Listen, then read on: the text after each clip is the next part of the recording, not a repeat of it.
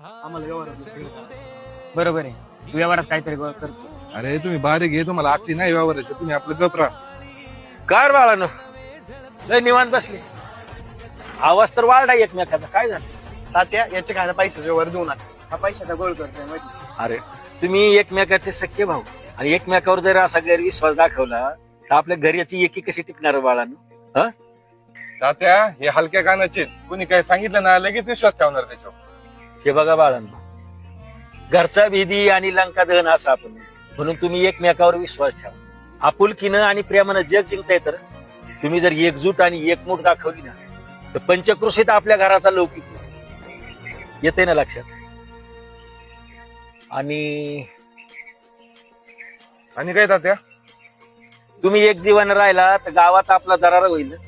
आपल्या देशाचं पण तसंच. आज आपल्या देशात निरनिराळ्या जाती धर्माचे लोक राहतात.